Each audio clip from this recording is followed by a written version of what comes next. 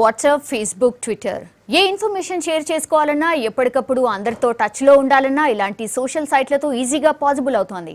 చేతిలో smart phone ఉంటే చాలు ఎవరైనా ఎప్పుడైనా ఎక్కడైనా సరే ఈజీగా కమ్యూనికేట్ అయ్యే ఛాన్స్ వీటి రాకతోనే సాధ్యమైంది. కానీ ఈ సోషల్ సైట్లలో ఫ్రీడమ్ ఆఫ్ ఎక్స్ప్రెషన్కు లిమిట్ ఏంటి? కోర్టులు ఏమంటున్నాయి? నెటిజన్ల రియాక్షన్ ఎలా ఉంది?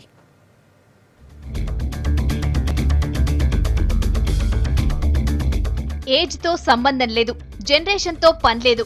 ఏ వయసు వాళ్ళైనా ఎవరితో అయినా సెకండ్లలో కమ్యూనికేట్ అయ్యేందుకు సోషల్ సైట్లే ఇప్పుడు బెస్ట్ రూట్.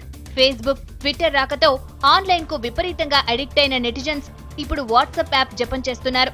గుడ్ మార్నింగ్ నుంచి గుడ్ నైట్ వరకు వీలైన ప్రతి విషయం షేర్ చేసేస్తున్నారు. మొదట్లో ఇది బాగానే ఉన్నా రాను రాను సోషల్ సైట్ల మిస్యూజింగ్ మొదలైంది. ఇదే పెద్ద చర్చకు దారితీసింది. వివాదానికి కేర్ ఆఫ్ అడ్రస్ గా మారుతోంది.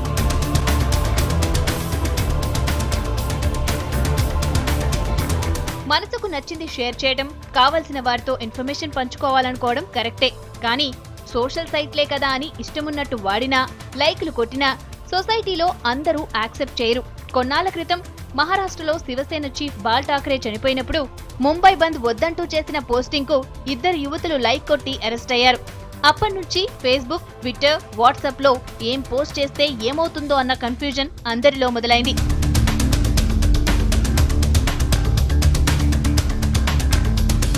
సోషల్ వెబ్సైట్లు మిస్యూజ్ కాకుండా ఉండాలంటే కఠిన చట్టాలు ఉండాల్సిందే అని ప్రభుత్వాలు కొన్ని చట్టాలు చేశాయి. ఫేస్బుక్, వాట్సాప్ పోస్టింగ్లు, ట్వీట్లపై ఆంక్షలు పెట్టాయి. ఏమాత్రం తేడాగా ఉన్నా బేడీలు తప్పవని స్పష్టం చేశాయి. ఇవన్నీ సివిల్ రైట్స్ కు భంగం కలిగిస్తున్నాయంటూ కొన్ని సంఘాలు ఆందోళనకు దిగాయి. ప్రభుత్వ తీరును తప్పుబట్టాయి. చివరికి విషయం సుప్రీంకోర్టు వరకు వెళ్లింది. ఫైనల్ గా ఐటీ యాక్ట్ లోని 66A చట్టాన్ని సుప్రీం రద్దు చేయాల్సొచ్చింది.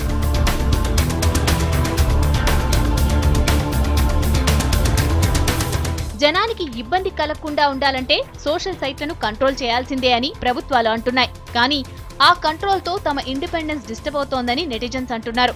ఈ కన్ఫ్యూజన్ కు ఎలాంటి క్లారిటీ రాకపోవడంతో ఎక్స్పర్ట్స్ కొన్ని సూచనలు చేస్తున్నారు. సోషల్ సైట్లను వాడటంలో సెల్ఫ్ రిస్ట్రిక్షన్స్ మంచిదని అంటున్నారు. ఎవరికి ఇబ్బంది కలగకుండా పాజిటివ్ నేచర్ తో పోస్టులు చేస్తే అందరికీ మంచిదని క్లారిటీ ఇస్తున్నారు. లేదంటే సోషల్ సైట్లు మిస్యూజ్ కావడం ఖాయమని స్పష్టం చేస్తున్నారు.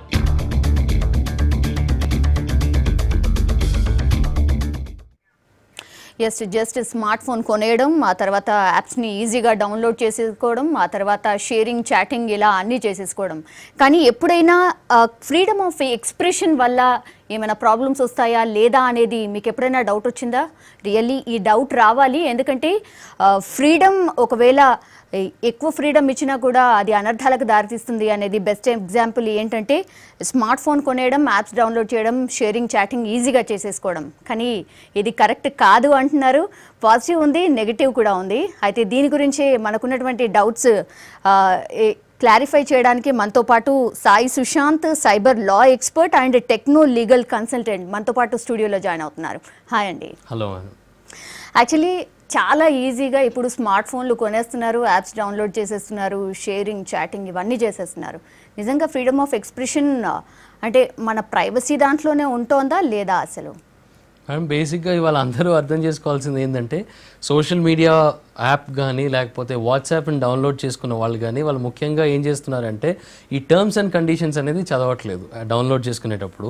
దానివల్ల ఏమవుతుందంటే మనం ఈరోజు టర్మ్స్ అండ్ కండిషన్స్ చూసినట్టయితే అందులో క్లియర్గా మెన్షన్ చేశారు మీ అడ్రస్ బుక్, మీ కాంటాక్ట్ డీటెయిల్స్, అలాగే మీ ఫోన్లో ఉన్న మిగతా డేటా, వీడియోస్ కానివ్వండి, ఫొటోస్ కానివ్వండి, ఇవన్నీ కూడా ఫేస్బుక్ యొక్క సర్వర్లో స్టోర్ చేయబడతాయి. దానికి మనం ఫుల్ కన్సెంట్ ఇచ్చేసి ఐ యాక్సెప్ట్ అని చెప్పేసి మనం డౌన్లోడ్ చేస్తున్నాం.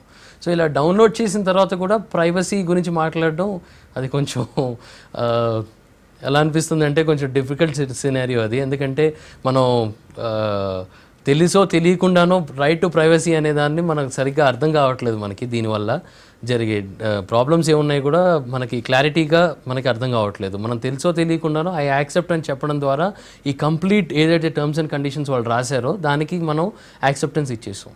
కానీ వాళ్ళు మనం యాప్ డౌన్లోడ్ చేసుకోవాలనే తొందరలో మనం వీటిని అవాయిడ్ చేసేసి ఎవరు చదువుతారులే అని ఒక నిర్లక్ష్యమైన ధోరణిలో మనం జస్ట్ ఐ యాక్సెప్ట్ అని కొట్టేస్తున్నాం. అంటే నిజంగానే టర్మ్స్ అండ్ కండిషన్స్ ఎవరు చదవరండి రియల్లీ. అంటే కరెక్ట్గా టర్మ్స్ అండ్ కండిషన్స్ చదివిన తర్వాత ఇదంతా చేస్తే గనక మీరు అన్నటువంటి ప్రాబ్లమ్స్ రాకుండా ఉంటాయంటారా? ప్రాబ్లమ్స్ రాకుండా ఉండకపోవచ్చు మేడం, కానీ ఏంటంటే మనం ఇప్పుడు మనం టర్మ్స్ అండ్ కండిషన్స్ చదవడం వల్ల మనకు అర్థమవుతుంది ఎలాంటి డేటా మనం పెట్టాలి, ఎలాంటి డేటా పెట్టకూడదు. ఫర్ ఎగ్జాంపుల్ ఏదైనా ఫోటో, మీ ప్రైవేట్ ఫోటో కానివ్వండి, లేకపోతే మీ పర్సనల్ ఇన్ఫర్మేషన్, మీ హౌస్ అడ్రస్, మీ ఫోన్ నంబర్, ఇలాంటి డీటెయిల్స్ మనం పెట్టకుండా జాగ్రత్త పడతాం. ఎందుకంటే మన డేటా అక్కడ స్టోర్ అయి ఉంటుంది కాబట్టి అలాంటి కొన్ని జాగ్రత్తలు మనం తీసుకోవచ్చు మనం డేటాని ప్రొటెక్ట్ చేసుకోవడానికి, మన ఇన్ఫర్మేషన్ ప్రొటెక్ట్ చేసుకోవడానికి. అలాగే కంటెంట్ కూడా, ఇప్పుడు మన క్లోజప్ ఫోటోగ్రాఫ్స్ కానివ్వండి, లేకపోతే సెల్ఫీస్ అంటాం, వాళ్ళు అందరూ సెల్ఫీస్తోనే trend was moving, selfie trend అని ప్రతి కెమెరాలో కూడా మనం సెల్ఫీలో ఓపెన్ చేస్తున్నాం. కానీ నేనేమంటానంటే ఈ సెల్ఫీస్ వల్ల సెల్ఫిష్నెస్ కూడా పెరుగుతుంది. ఓకే, ఎందుకంటే ఇంత ముందర మనం చూసినట్టయితే ఎవరికో ఒకళ్ళకి మొబైల్ ఫోన్ ఇచ్చి మనం తీయమనేవాళ్ళం, కానీ ఈరోజు వాళ్ళ సహాయం కూడా అవసరం లేకుండా జస్ట్ మనం క్లిక్ చేస్తున్నాం. అండ్ ఎవరో మన ఫ్రెండ్ కోసం మనం ఫోటో తీయమంటే ఇంత ముందర మనం తీసేవాళ్ళం, కానీ ఇప్పుడు ఏమంటున్నాం, అరే సెల్ఫీలో తీసుకో. అండ్ అక్కడ కూడా మనం ఏం చేస్తున్నాం అంటే మనం కూడా ఉంటున్నాం ఫోటోలో. సో మనం కూడా ఉంటున్నాం కాబట్టి మనం వాళ్ళ ఫోటోని కాకుండా మన మీద ఎక్కువ ఫోకస్ చేసుకుంటున్నాం. సో దీనివల్ల కొంత రకమైన సెల్ఫిష్నెస్ కూడా మనం తెలుసో తెలియకుండానో ఎంకరేజ్ చేసామని నేను అనుకుంటున్నానండి. టోటల్గా మీ దగ్గరకు వచ్చిన క్లయింట్స్ ఎలాంటి ప్రాబ్లమ్స్తో వచ్చారు? అంటే మోస్ట్లీ చూసినట్టయితే మనం కంటెంట్, ఇప్పుడు సోషల్ మీడియాలో చాలామంది ఏంటంటే వాళ్ళు ఒపీనియన్స్ పెడతారు, అట్లాగే ఫోటోగ్రాఫ్స్ షేర్ చేస్తారు, అలాగే వీడియోస్ కూడా షేర్ చేస్తారు. కానీ వాళ్ళకి అర్థం కాని పాయింట్ ఏంటంటే ఎంతవరకు మనం ఇలాంటి వీడియోస్ అండ్ ఫొటోస్ మనం షేర్ చేయొచ్చు.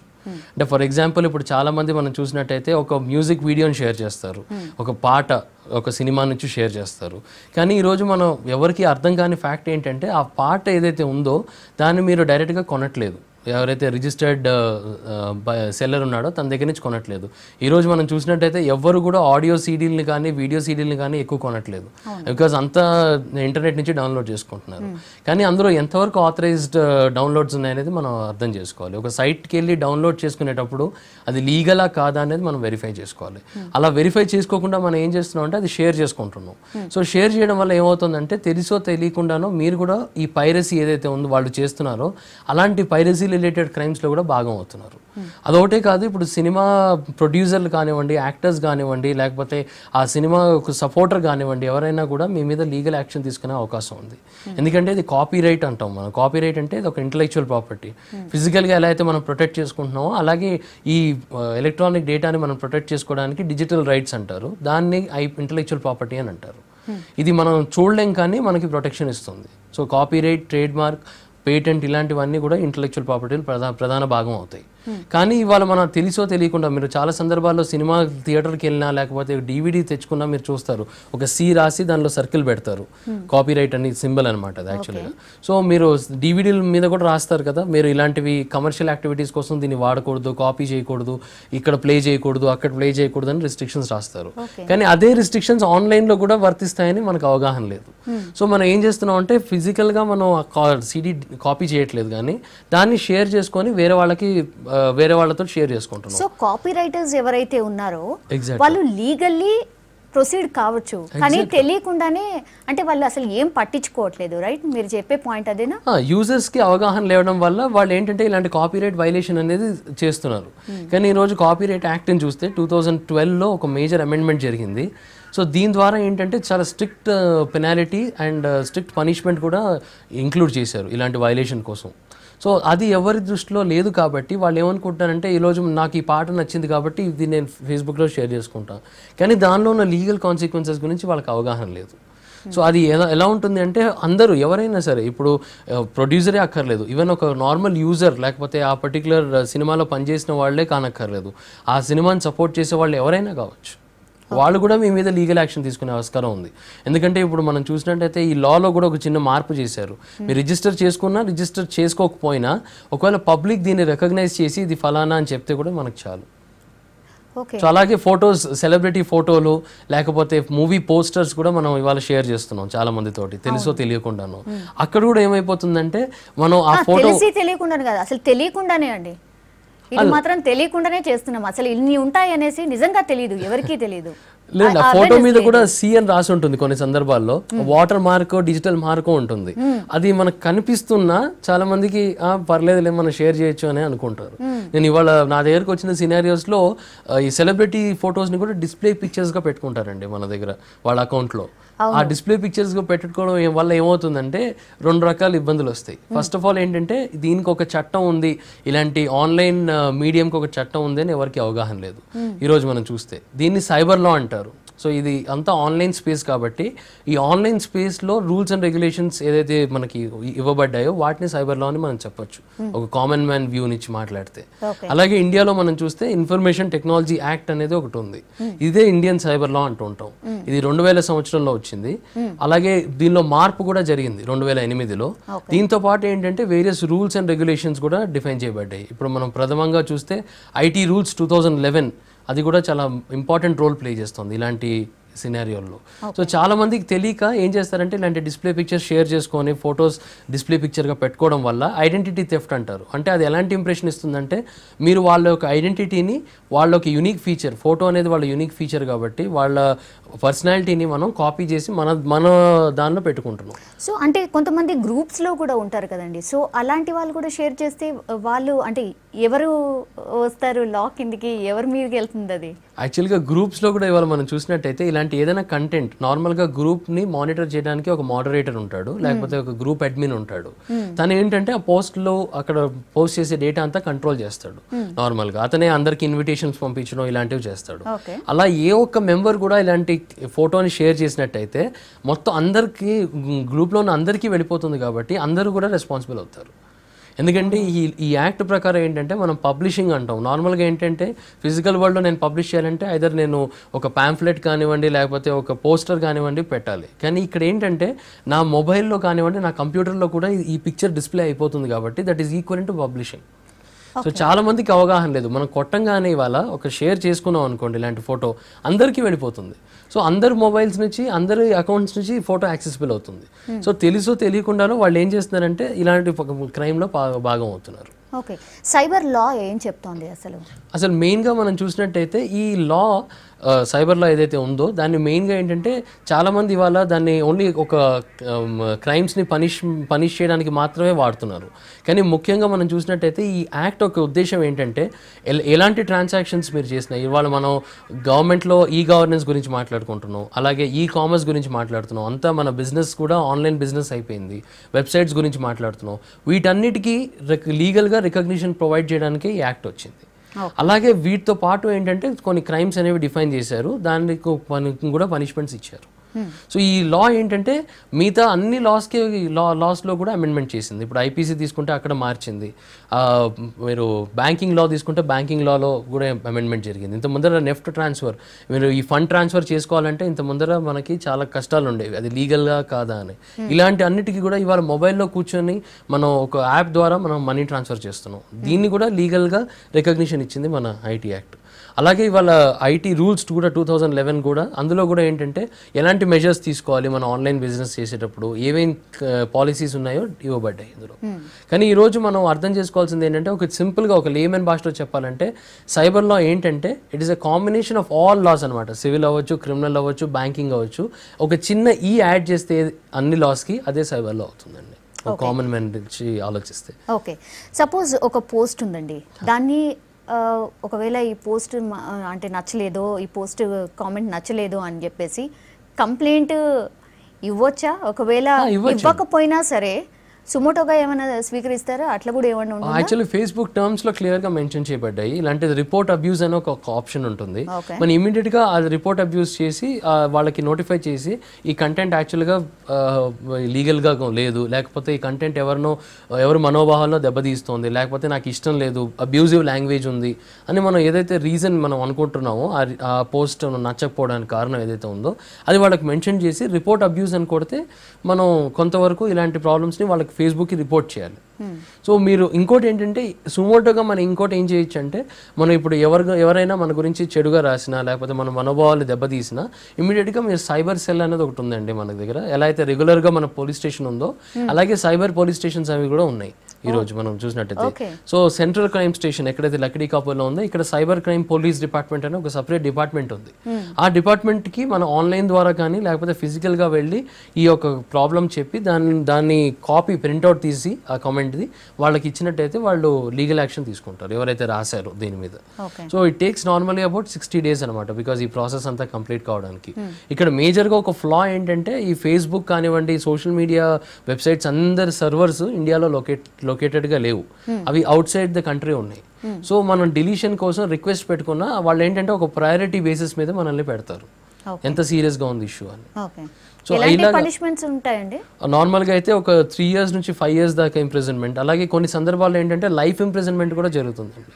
ఇప్పుడు మనం చూసినట్టయితే ఈ టెర్రర్ క్యాంపెయిన్స్కి కూడా సోషల్ మీడియా వాడుతున్నారు, దాన్ని సైబర్ టెర్రరిజం అంటారు. కొత్తగా డెఫినేషన్ అనేది బ్రాడ్ అయిపోయింది చాలా, సైబర్ టెర్రరిజం. సో చాలామంది వాళ్ళు ఏమనుకుంటారంటే సైబర్ టెర్రరిజం అంటే నేను ఏదో బాంబ్ బ్లాస్ట్కి కంప్యూటర్ వాడడం లేకపోతే బాంబ్ బ్లాస్ట్ని కంట్రోల్ చేయడానికి కంప్యూటర్ మొబైల్ వాడడం అనుకుంటారు. కానీ ఒక సింపుల్గా ఒక ఎగ్జాంపుల్ చెప్తాను మీకు. ఇప్పుడు నేను ఒక ఫ్లైట్లో వెళ్ళాలి, నాకు లేట్ అయిపోయింది ఎయిర్పోర్ట్కి వెళ్ళడానికి, నేను ఒక ఫోన్ చేస్తాను ఎయిర్లైన్స్కి, మీ ఎయిర్ క్రాఫ్ట్లో బాంబ్ ఉంది అని. సో అదేమైపోతుందంటే ఒక సెక్షన్ ఆఫ్ పీపుల్ ఎవరైతే కూర్చున్నారో ఫ్లైట్లో వాళ్ళ మీద టెర్రరైజింగ్ ఇంపాక్ట్ పడిపోతుంది. ఇది కూడా సైబర్ టెర్రరిజమే, కానీ చాలా మంది వాళ్ళ గుర్తించట్లేదు. అండ్ అలాంటి చాలా ఫేక్ కాల్స్ చాలా వస్తుంటాయి, చాలా కామన్, అది చాలా కామన్. కానీ ఇది కూడా ఒక యాక్ట్ ఆఫ్ సైబర్ టెర్రరిజం. చాలా మందికి వాళ్ళ అవగాహన లేదు ఇది. దీనికి మనం 66F అని ఒక ప్రొవిజన్ ఉందండి మన ఇన్ఫర్మేషన్ టెక్నాలజీ యాక్ట్లో. ఇందులో ఏంటంటే మాక్సిమం లైఫ్ ఇంప్రిజన్మెంట్ దాకా వెళ్ళే ఛాన్స్ ఉంది ఒక ఫోన్ కాల్ వల్ల. సో ఇవాళ మనం గుర్తుంచుకోవాల్సింది ఏంటంటే చాలా మంది ఏమనుకుంటారంటే అయ్యో మనం ఒక ఫేక్ కాల్ చేద్దాం లేకపోతే ఇంటర్నెట్ ఫోన్ వాడదాం, స్కైప్ ఇటువంటివి వాడదాం. ఎందుకంటే ఈరోజు మనం చూసినట్టంటే నాకు చాలా ఇష్టమైన పాయింట్ ఒకటి చెప్పదలుచుకున్నాను. ఇంటర్నెట్ అనేది ఏం చేసిందంటే జాగ్రఫీని హిస్టరీగా చేసేసింది. సో ఇవాళ మనం చూసినట్టయితే ఇక్కడ కూర్చొని ఎక్కడో ఏదో దాని గురించి రాయగలుగుతున్నాం, ఎక్కడో ఎవరితో వేరే దేశంలో ఉన్న వాళ్ళతో మాట్లాడగలుగుతున్నాం, చాట్ చేయగలుగుతున్నాం, వాళ్ళతో షేర్ చేసుకోగలుగుతున్నాం డేటా. మీ దృష్టిలో అది పాజిటివ్ నెగటివ్? సో పాజిటివ్గా వాడితే పాజిటివ్ అండి, నెగిటివ్గా వాడితే నెగిటివ్. ఎందుకంటే ఏదైనా ప్లస్ అండ్ నెగిటివ్ పాజిటివ్ రెండిట్లో ఉంటాయి కాబట్టి దేనికి మార్క్స్ ఎక్కువ ఇస్తారు మీరు? అంటే మిస్యూజ్ కూడా అంతే ఈక్వల్గా అవుతుంది.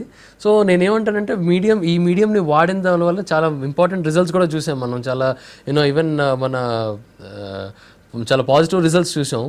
ఇది ఒక మంచి మీడియం లార్జ్ నెంబర్ ఆఫ్ పీపుల్ని రీచ్ అవ్వడానికి. ఇప్పుడు మనం ఈ చాలా సోషల్ ఇష్యూస్ని కూడా దానిలో పెట్టి చాలా సపోర్ట్ కూడా మనం గ్యాదర్ చేయొచ్చు దీని ద్వారా ఇమీడియట్గా, దాన్ని వైరల్ చేసి ఆ పోస్ట్ని. అలానే నెగిటివ్గా కూడా అది చాలా ఇంపాక్ట్ జరుగుతుంది.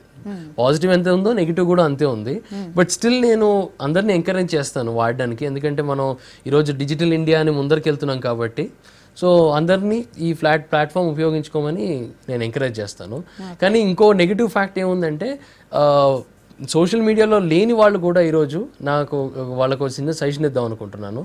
అది చాలా డేంజరస్గా కూడా ఉంటుందండి సోషల్ మీడియాలో లేకపోవడం వల్ల. ఎందుకంటే ఈరోజు మనం చూస్తే చాలా ఫేక్ ప్రొఫైల్స్ క్రియేట్ అవ్వడం, మన పేరు పెట్టి ఎవరో ఒక అకౌంట్ ఓపెన్ చేసి ఏదో డేటా షేర్ చేయడం, ఇలాంటివి కూడా జరుగుతుంటాయి.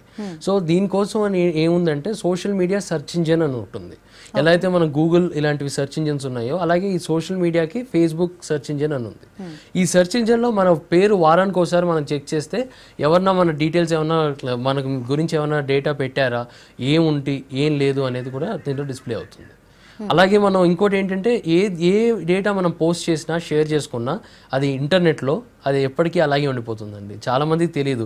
ఇవాళ పోస్ట్ డిలీట్ చేసేసినా still that post is visible. ఈ సెర్చ్ ఇంజిన్ ద్వారా ఏంటంటే ఆ పోస్ట్ డిలీట్ అయిన పోస్ట్ కూడా యాక్చువల్గా డిస్ప్లే అవుతుంది. So think twice before you post. మీరు ఆన్లైన్లో ఏదైనా పోస్ట్ చేసేదంటే అది పర్మనెంట్గా లైఫ్ లాంగ్ అలానే ఉండిపోతుంది. సో ఇలాంటివి చేసేటప్పుడు కూడా ఇది కూడా మనం దృష్టిలో పెట్టుకోవాలి. ఓకే, ఒకవేళ అది ఫేక్ అనుకోండి, ఎవరికి కంప్లైంట్ చేయాలి? యాక్చువల్గా ఫేక్ అంటే ఇందాక నేను చెప్పినట్టు ఒక సైబర్ సెల్కి ఒక కంప్లైంట్ ఇవ్వచ్చండి. అలాగే ఇది ఫేక్ అని ఫేస్బుక్లో కూడా రిపోర్ట్ అబ్యూస్ అని ఉంటుంది, అక్కడ కూడా మనం రిపోర్ట్ చేయొచ్చు రెండు ద్వారా. ఒక చిన్న సజెషన్ నేను ఏం చెప్తాం అనుకుంటున్నానంటే ఈ ఫేక్ ప్రొఫైల్స్ని డిటెక్ట్ చేయడానికి మనం ఒక చిన్న మెకానిజం వాడుకోవచ్చు. అఫ్కోర్స్ నేను ఇది 100% రిజల్ట్ ఇస్తుందని నేను అనట్లేదు, బికాస్ క్రైమ్ ఇవాళ రూపాన్ని మార్చుకుంటుంది కాబట్టి వన్ ఆఫ్ ద టెక్నిక్స్ అంటే ఒక నార్మల్ ఫేస్బుక్ యూజర్గా మనం అడాప్ట్ చేసుకోవచ్చు ఇది. మీరు ఎవరితో ఉన్నా కొత్తగా ఇదంతా వర్చువల్ వరల్డ్. సో వర్చువల్ పర్సనాలిటీసే ఉంటాయి, రియల్ పర్సనాలిటీస్ ఉండవు. సో దాంతో మనం ఇక్కడ గుర్తుపెట్టుకోవాల్సింది ఏంటంటే సెలబ్రిటీల అకౌంట్స్ అయితే మనకు ఐడియా ఉంది, ఓకే ఈ సెలబ్రిటీలు ఎవరు ఇప్పుడు అంత సోషల్ మీడియాకి రీచ్ అయినా వాళ్ళు అంత ఫ్రీగా ఉండరు, మనతో చాట్ చేయరు అని. కానీ మనం నార్మల్ పర్సన్గా నేను సోషల్ మీడియాలో ఫ్రెండ్షిప్ చేసుకునే హాబీలో ఉన్నాను అనుకోండి, నేను ఇప్పుడు ఎవరికో ఫ్రెండ్ రిక్వెస్ట్ పంపిస్తాను, లేకపోతే ఎవరో నాకు ఫ్రెండ్ రిక్వెస్ట్ పంపించారు, వాళ్ళ ప్రొఫైల్ ఎలా చెక్ చేయాలి? ఆ డిస్ప్లే పిక్చర్ ఏదైతే ఉందో ఆ డిస్ప్లే పిక్చర్ని జాగ్రత్తగా అబ్జర్వ్ చేయండి. ఆ డిస్ప్లే పిక్చర్ని కాపీ చేసి, ఇవాళ గూగుల్ మనకు ఒక బ్రహ్మాండమైన సెర్చ్ ఇంజిన్గా ఆపరేట్ అవుతుంది కాబట్టి అందులో ఇమేజ్ సెర్చ్ అని ఉంటుంది. సో దీన్ని ఏం చేయండి అంటే ఆ ఇమేజ్ని అక్కడ పేస్ట్ చేయండి.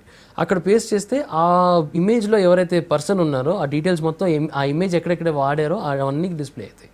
సో ఒరిజినల్గా ఆ మనిషి ఆ పేరుతో ఉన్నాడా వేరే పేరుతో ఉన్నాడా అనేది మనం ఐడెంటిఫై చేయొచ్చు. అలాగే దానిలో జరిగే యాక్టివిటీస్ కూడా చూడండి, ఎక్కువ యాక్టివిటీస్ జరగవు.